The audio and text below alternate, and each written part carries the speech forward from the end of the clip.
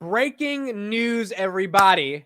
I'm officially a news anchor saying that there's breaking news. We have some breaking news while we're doing the morning stream today.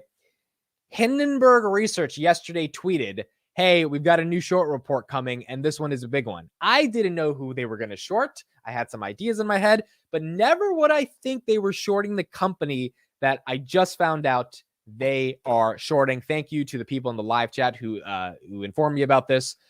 This is one. Okay, before I share it, well, you probably already know this if you keep up with financial headlines, but if you don't know this, because I'm not going to put it in the title, comment right before I share. 3, 2, 1. Who do you think it is? I did not expect this one. Block, Square, Jack Dorsey. How inflated user metrics and frictionless fraud facilitation enabled insiders to cash over $1 billion.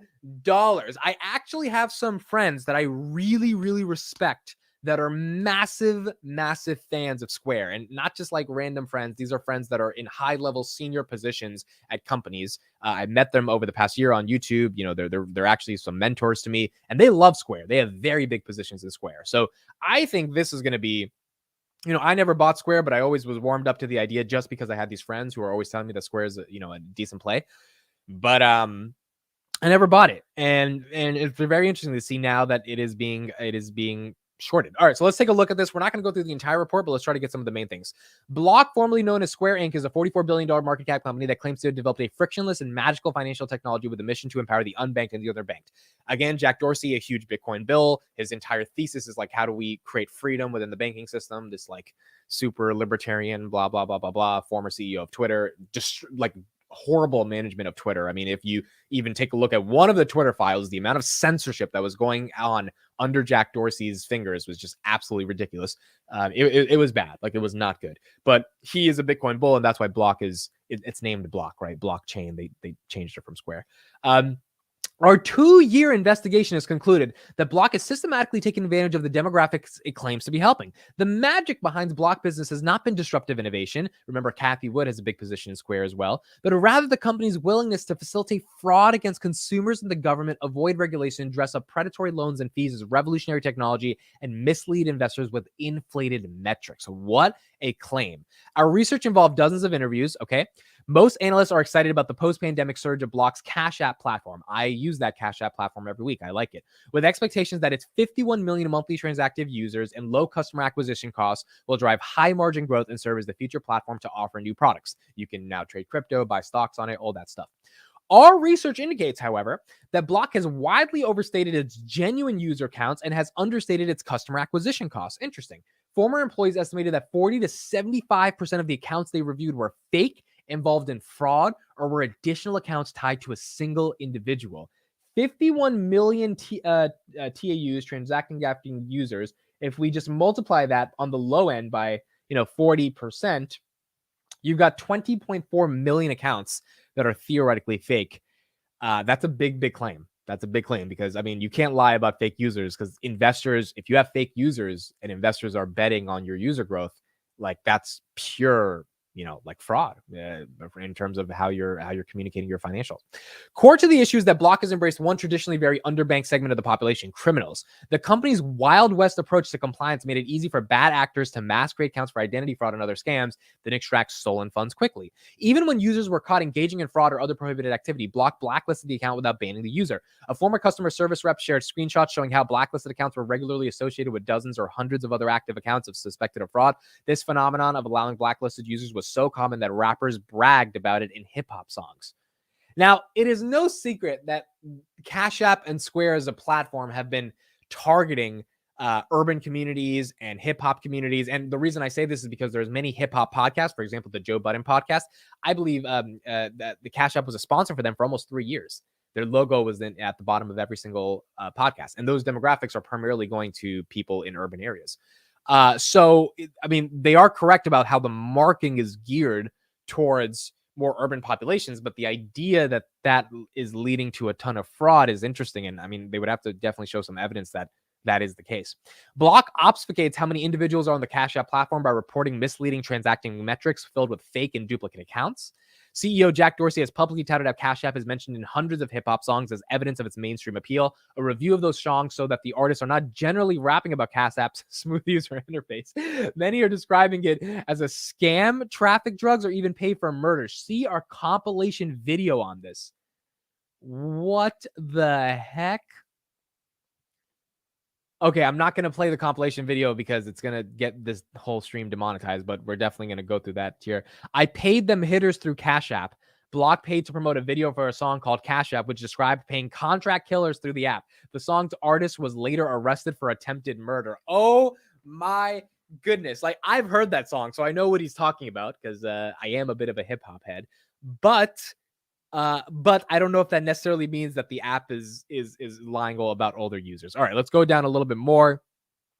COVID-19 pandemic and nationwide lockdowns pose an existential threat to Block's key driver of gross profit at the time.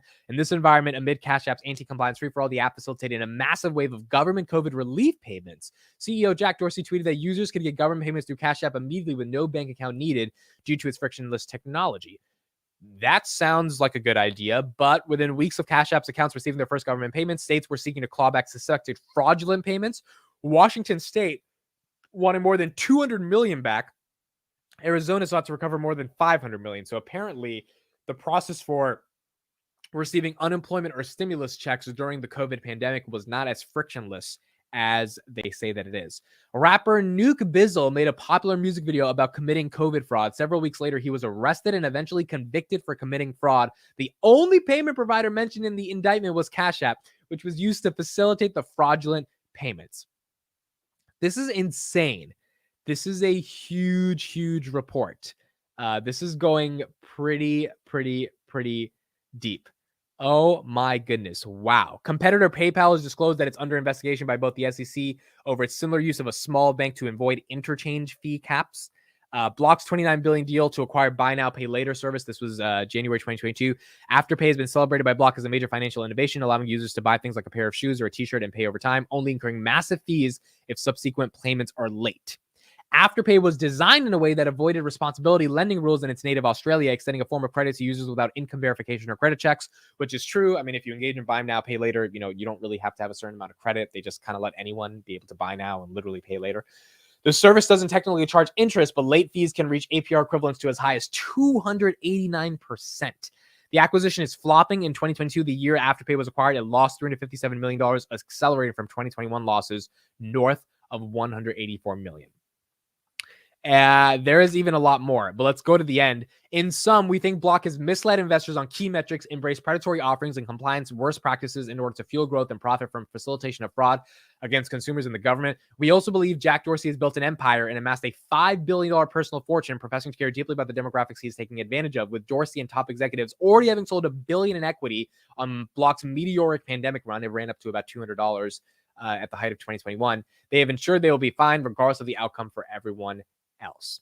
Let's go into the stock market and take a look at what's going on with the stock as this is breaking right now at 8:43 a.m. The focus of the report from everything I've read seems to be Cash App. They believe that and that's a big part of the business. Cash App is their consumer-facing brand. It is the thing that most people feel has the most potential just because the TAM is kind of unlimited with Cash App and all the different people that can be affected by it. Sounds like teenagers made this report to try to cover a short. Yeah, look, on first glance of the report, it doesn't sound the most convincing. Like there's an argument, but it's not like it's not like, oh my goodness, this is just really bad. There's a lot of claims, and I'm not sure if a lot of warrants are there. Look at Block. That's ridiculous. Down 17%. That's a lot in the pre-market, man. Down to $59. That's a lot. Wow. I'm just putting this out there right now. That is being down 17% on that is ridiculous. So Square, Block Inc. down 17%. Let me know what you guys think. I mean, that was breaking news. We'll keep analyzing it more and more. I don't think immediately that they have a case. I think if 75% of the users of Cash App are fake, maybe there's a case.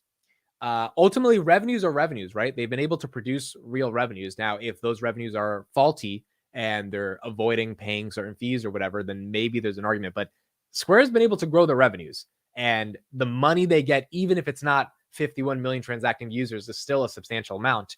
If users are one of the core metrics to define if a company should be invested in, then yeah. And if 75% of them are fake, I mean, we all know every company lies about their users, but it's in a world of like 2 to 5%, right? Which is give or take. But when you get to 10, 20, 30%, that's when, I mean, Twitter was lying about their users for like 5 years because they had one account count as 2 accounts if you didn't log back in. And so that affected them for like 2 to 3% of DAUs, MAUs, but it wasn't the biggest deal in the world. And Elon bought it like a month later when that was exposed. But if they are lying about their users, they're lying about their growth, and the whole thing about rappers talking about the app and that's, to me, it's like, that's kind of just marketing. And I don't know if that's necessarily like, oh my gosh, a rapper said he's using this app to commit a fraud, because unless that fraud is happening at scale and there's a massive downside to the business, then it's just marketing, right? Then it's just like a rapper using the app in their song. I don't know. I'm not totally convinced as I'm reading it. It sounds salacious. It sounds bad, but it doesn't sound like this is a company that is about to go under because of the short report. So let's see what happens. Let me know your thoughts in the comments. Do you think Square is now in trouble, down 70% in the pre-market because of this Hindenburg short report?